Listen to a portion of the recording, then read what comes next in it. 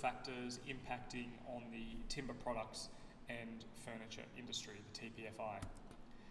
In this set, we're really going to be looking at how businesses are organised, how they achieve marketing and sales, their production techniques, and what it actually looks like in their workplace environment.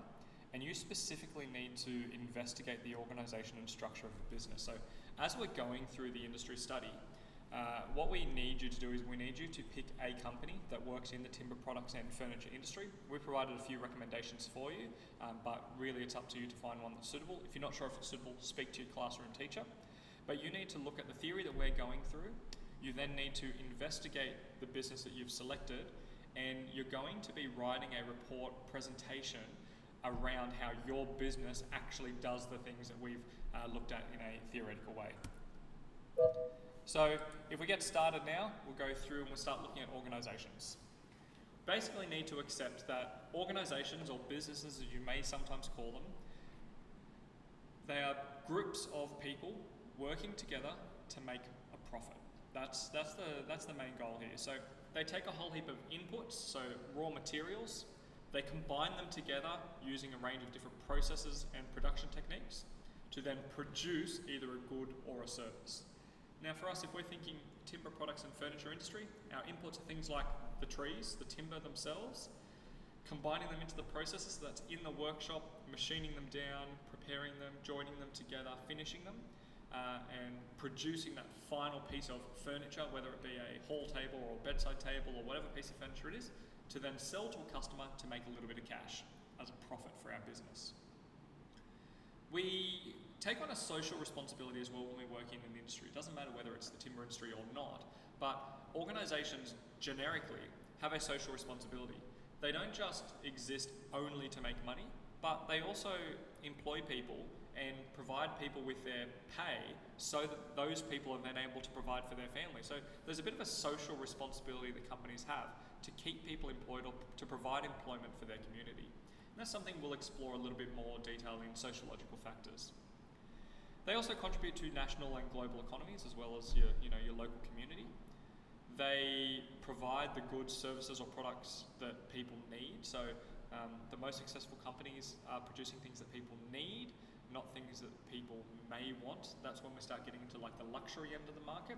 Don't get me wrong, those businesses can be successful, but it's a little bit harder to succeed there. Companies are also, or organisations, are really important around developing new techniques and new technologies, because companies are always looking for more efficient ways and more productive ways to get things done, which means they look into new technologies and how they can use those technologies to try and reduce the amount of work that needs to get done, or to increase the amount of safety when the work is getting done, or to decrease the time that it takes to get things done. So they really are a key provider in research and development. They also have an environmental responsibility, and this is particularly obvious for us in the timber industry. We're obviously cutting trees down for the majority of the timber products that are being produced, except for reclaimed and recycled projects. And as a result of that, we need to think, how can we take on our environmental responsibility really seriously to ensure there's a sustainable future?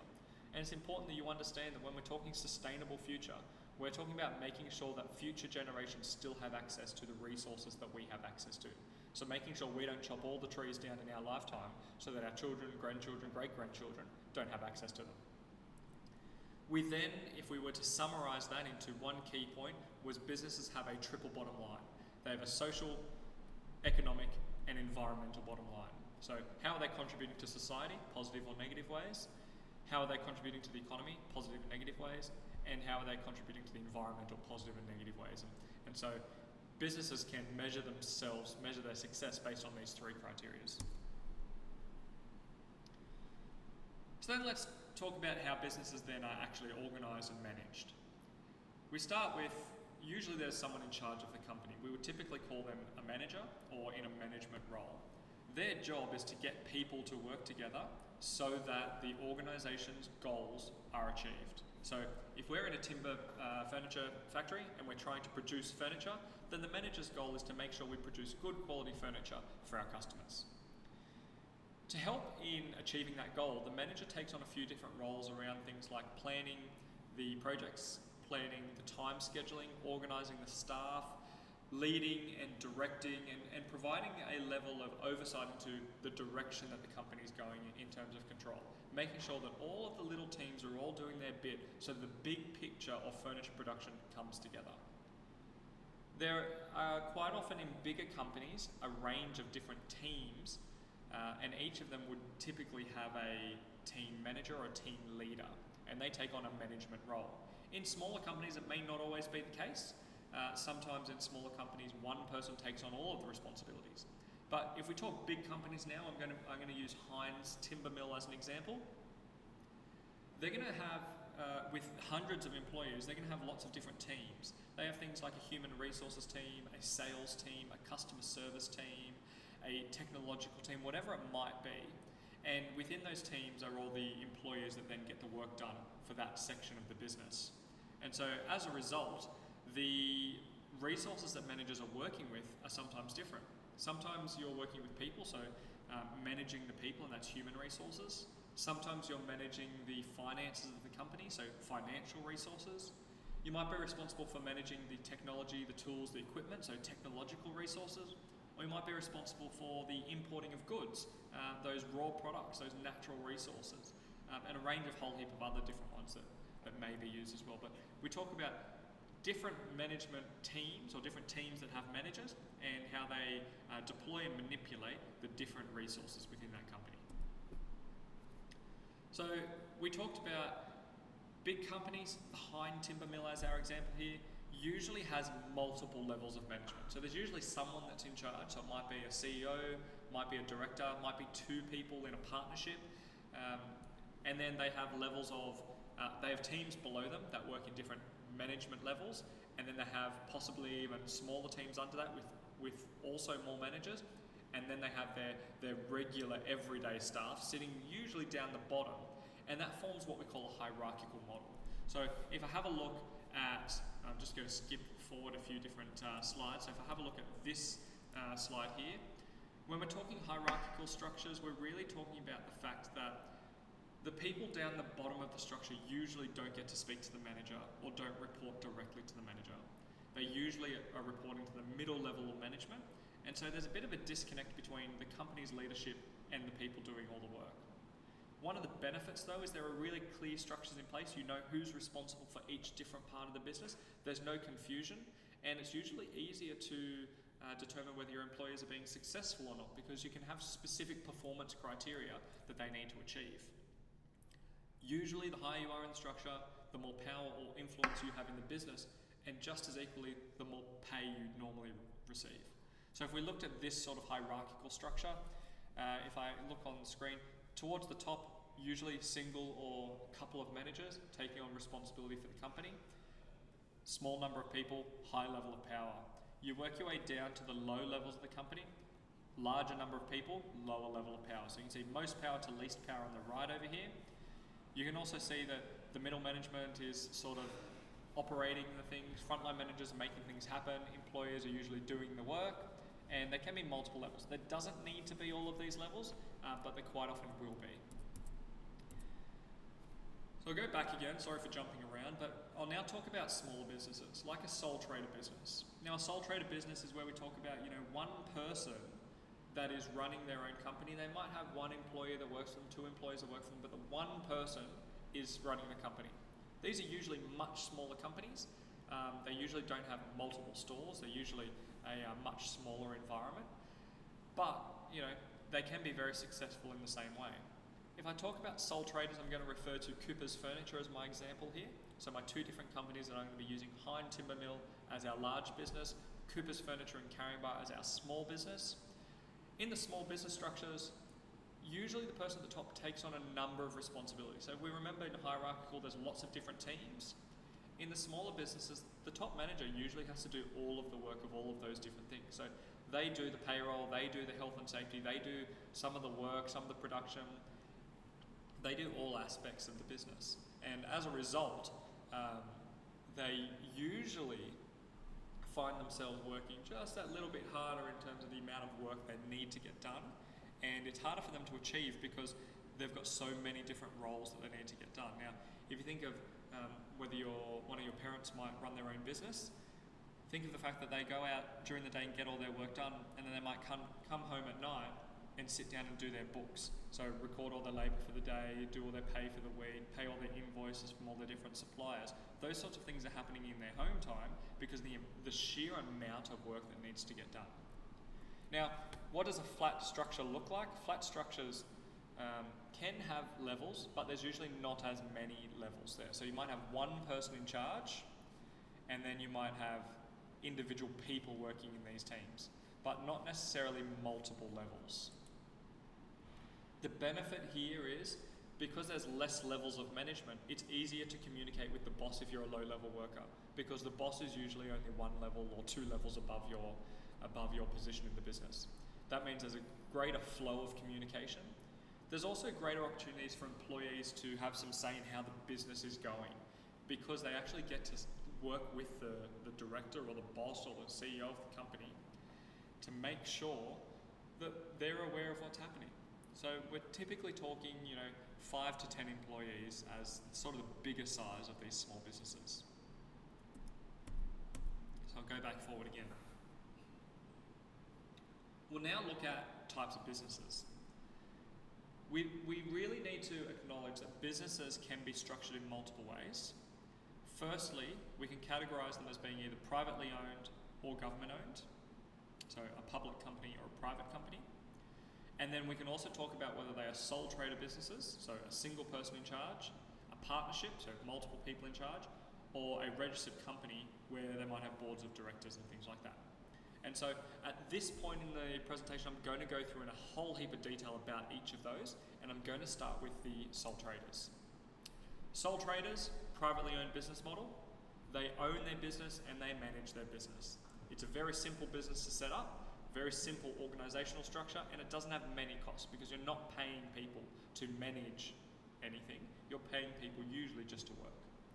There are some downsides to that though. If you're starting your own business and you take on the sole trader model, then there's this thing called unlimited liability. That means if you're not able to pay your debt, so you can't pay for all of the timber you've bought from Bunnings or from your supplier, or you can't pay your wages, you are personally liable, which means you can be made bankrupt. And what that means in realistic terms for you is the bank could take your assets from you and sell them.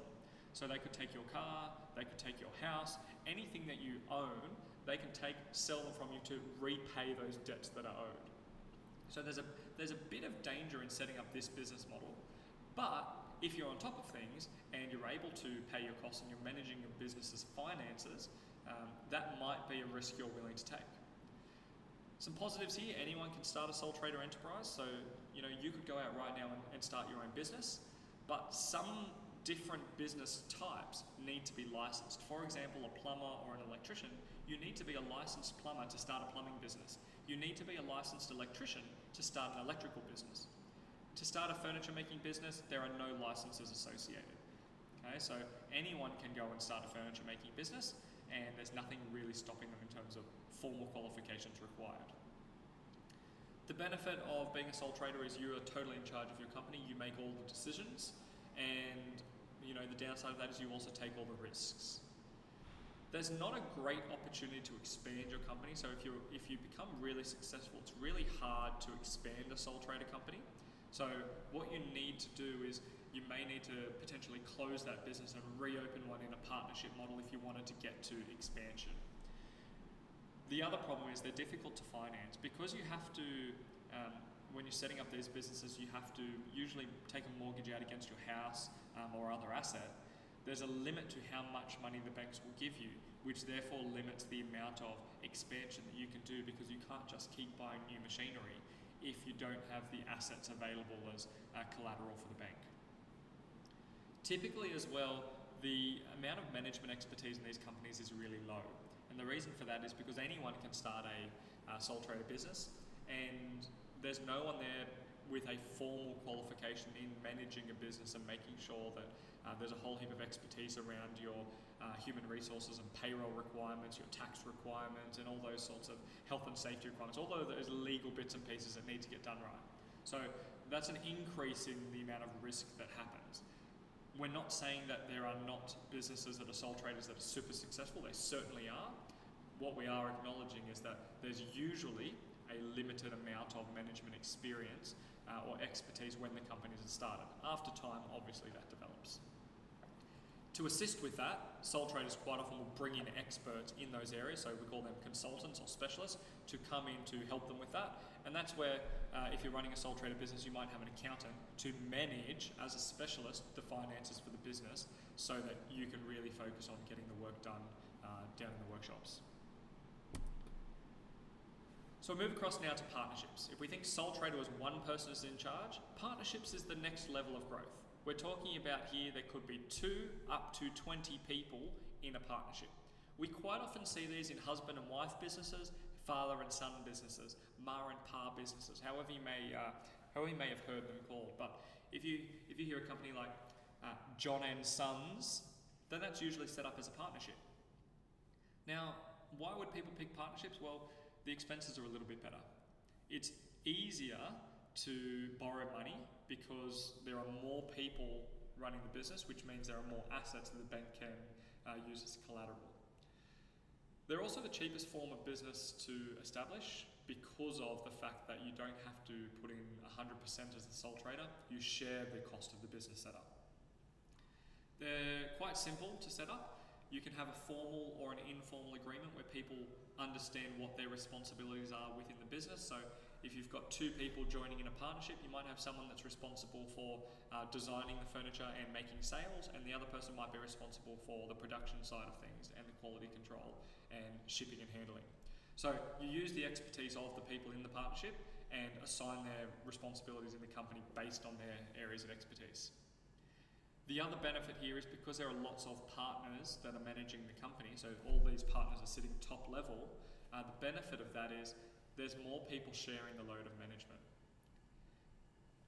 Additional benefit here is each partner is taxed individually based on their percentage of the company that they've invested in.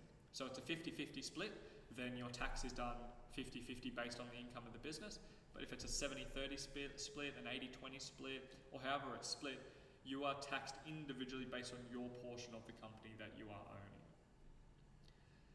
The other benefit to partnerships, and this is probably one of the big ones that differentiates it from a sole trader, is that if the business loses money, you can actually use your income from outside the business, so your other employment streams, to offset any liabilities that you have. So you're actually reducing some of the liabilities that the company might have. Now moving to the third type now. Now we're talking companies. Now, you may have heard the word company be thrown around. I've tried my best in this presentation to refer to them all as businesses. Companies are specifically different from a sole trader business or a partnership business. You don't have a sole trader company, you have a sole trader business. Okay? So companies is its own separate word. Now, companies can be privately or publicly owned. So it could be a government company or it could be a private company. And there is unlimited potential for the number of people that can be considered owners of the company. When you have a company, there is a board of directors. They are your top level of management team, and each director usually takes on the role of one specific department in the company, and they make the decisions of those parts of the company as well. Now, public companies are usually open for people to buy their shares, but can also be government owned. And we also talk about private companies are a lot more restricted. The number of shares and the ownership of the shares and the transfer of the shares is really not a public thing. It's completely independent and run privately within that individual company. Now, the advantages here is there's limited liability. There's a whole heap more capital, so there's more money available to be borrowed because there is more equity. There are some really strict legal requirements though, but the benefit is that safeguards the people that have invested in the company. Now, how do these companies get their money? They have to get people to invest in them. Okay? They get people to put money into those companies to pay a percentage to run it, and the percentage that they put in determines how much they own, and therefore they take a percentage of the profits of that company as well. Companies usually have more money and therefore can afford to employ specialists, and there are some tax benefits associated as well. The disadvantage of companies is the problem where ownership and management, so the person who owns the company is not always the person who manages the company. Remember, management is really run by the board of directors who are voted into their positions. Ownership, however, is based on the percentage of the company that you've owned, really based on how much you've invested in the company.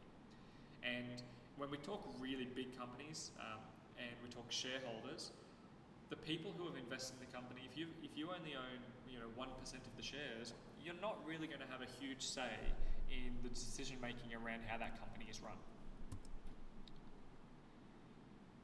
We talk finances now. So we talked about how companies get their finances in each of the different models, but let's be really clear on how businesses get their money. They can get them from a whole heap of different ways.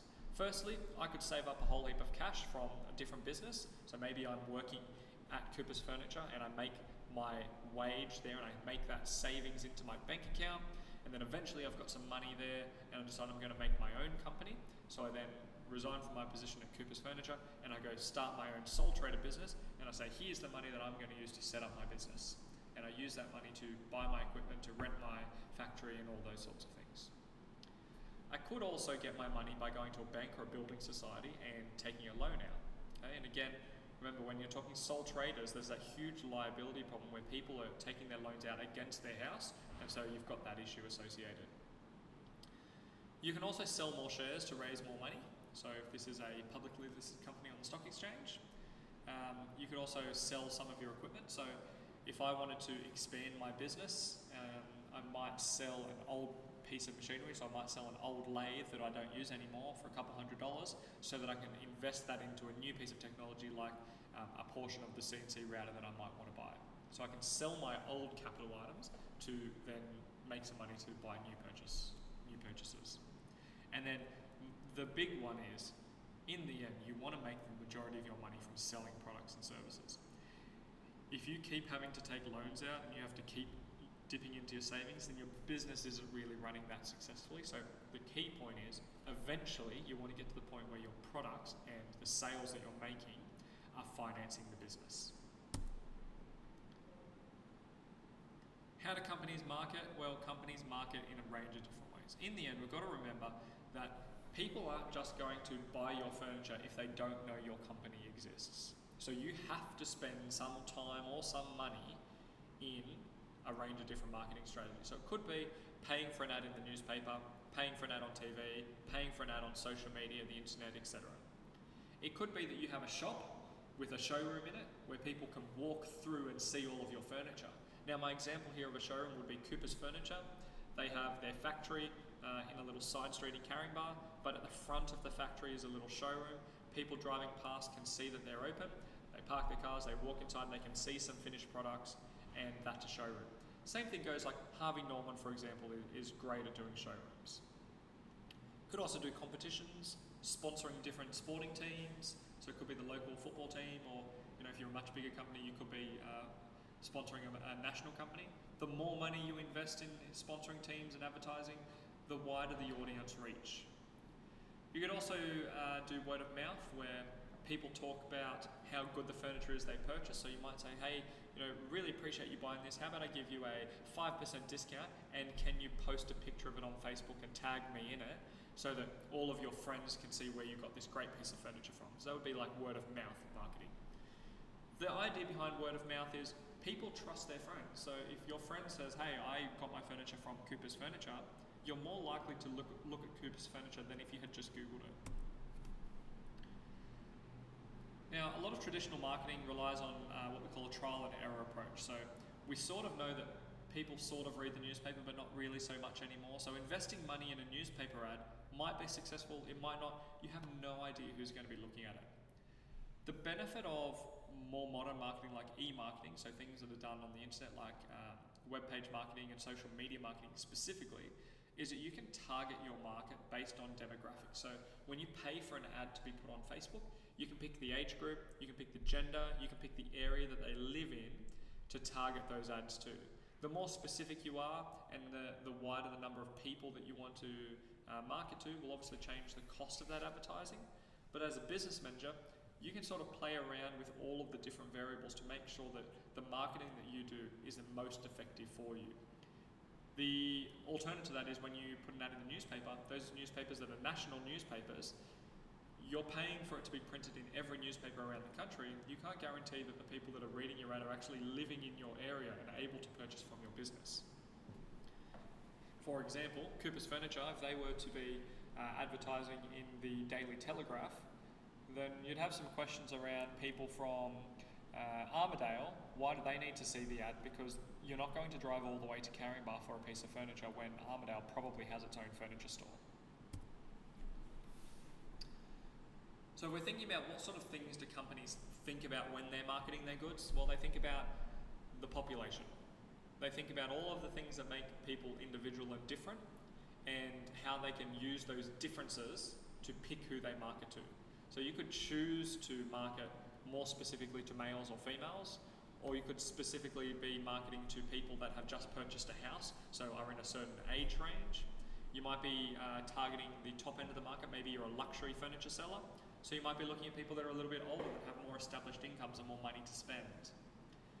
You also look at things like, where do people live? As I said to you, you wouldn't be selling Cooper's Furniture Caringbah to people in Perth, because that would be really ineffective. We also talk about environmental impacts when we talk about marketing considerations. And I know it's not listed here, but there is a huge part of the market that really want to make sure that the products they buy are good for the environment. And it's typically the younger generation. So if you're targeting that market, then you need to make sure your marketing strategy includes why your timber is environmentally friendly. So you might include in your marketing approach that this is sustainably sourced timber, okay? Because those sorts of things also are part of the demography of the company. Different societies and cultures, okay? Different economical, political, legal systems. There is also legislation around marketing, so it's not so relevant here for us in the timber industry, but if we were talking the alcohol industry, there are some really clear legislations around the age of people that can purchase that, and therefore that impacts marketing. Did you know that if you are under the age of 18, you should not be seeing any ads on your Facebook or Instagram page for alcohol-related products? Because there's actually a law restricting that. So if you're seeing it, either the company that is marketing has broken the law there, or there's something wrong with your age settings that you've set up in your social media profile. So all of those sorts of things play a role in your marketing as well. We also need to think about in marketing, what sets your product apart from what's already available? Why would people actually buy your product when they could get it cheaper from IKEA? Why would they buy the solid timber furniture that you are producing? And that brings us to our target market. Who is the person that we are trying to sell to? And so you take all of those different factors that we previously looked at, all of those ones there, and we design the perfect market. Who are the people that we are trying to sell to? And there are two main ways that we look at that. Are you just going to try and sell it to everyone, no matter what? You're not going to be specific. That means market aggregation. You're selling to everyone. Or are you going to be selling to a specific group of people, e.g. only males, only between the age of 20 and 35 years old, and only that have recently purchased a house, in which case that is market segmentation. You're picking a slice of the market that you specifically want to target. Okay? Market segmentation leads really well into niche markets, which are really specific groups of people. They're really small markets. They don't sell lots of products, but they usually make really high profits. Because they're so specific, they can charge a little bit more for the cost of their products. Now, I'm going to skip over this. You can have a read through the marketing mix slides when you get a chance, but when you're determining a market mix, you look at the 5 different P's that we've got: product, price, the place in the market, how it's packaged, and how it's promoted. But again, have a look at that in your own time. I'm also going to skip across product lifecycle. It's a little bit more in depth than we need for this particular part of the course. But you can see that basically the number of sales over here will increase gradually over time, but then will eventually decline. And there's reasons behind why that happens. But again, you can read that in your own time. So let's get back to business. The priority here is businesses need to make money, and to do that they need to sell things. They need to sell things to their potential buyers that the potential buyers want to buy. They achieve sales by making sure that they have the right price, that the product is available, that it's different from what's already available, and that the quality is really good. And all of that is achieved through the production processes. Okay?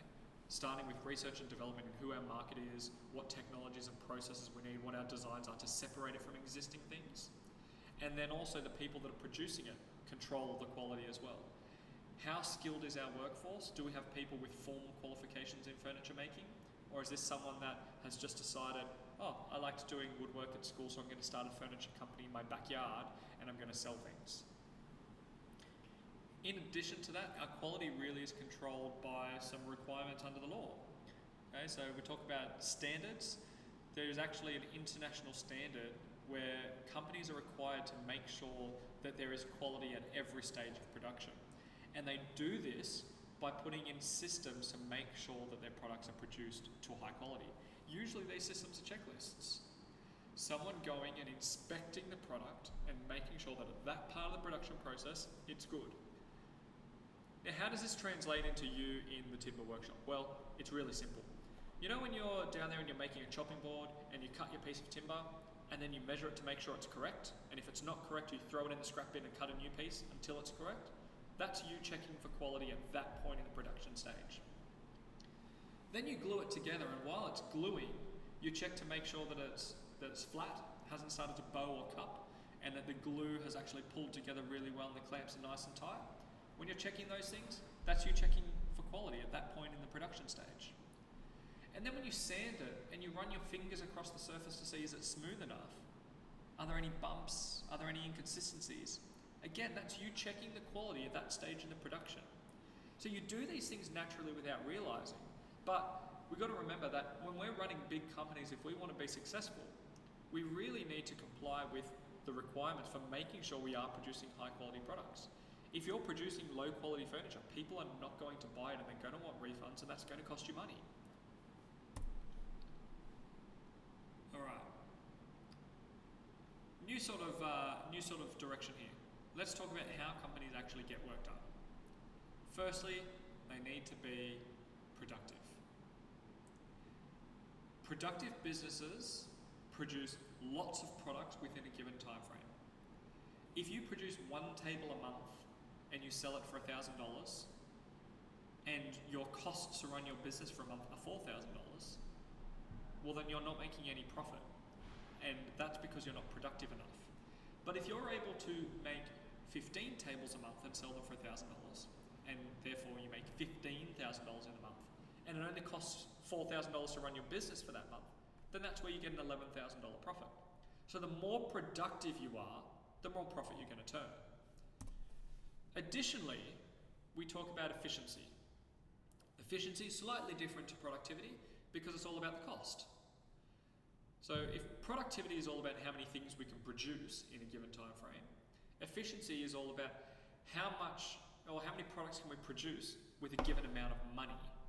So if I give you $1,000, can you make only one table with $1,000, or can you make 15 tables? If you make $15 tables with $1,000 worth of timber, then obviously you're being more efficient with how you're using the timber, and that then gives you greater opportunity to sell 15 tables instead of one. So efficiency and productivity work together to help companies make money. How do companies get efficient?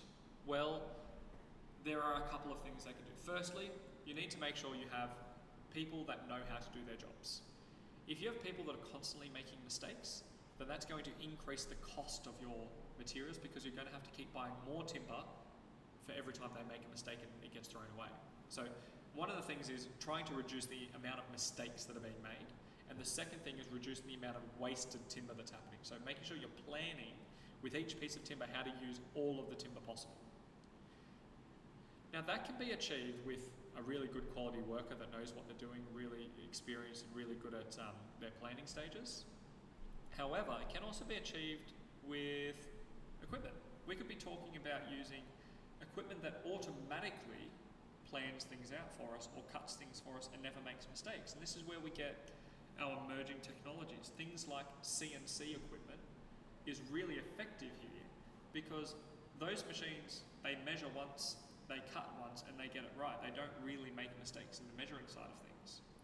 So if we can take the human out of it, the human is usually the error, and replace it with a machine in some way, then that's going to add to the efficiency that we have.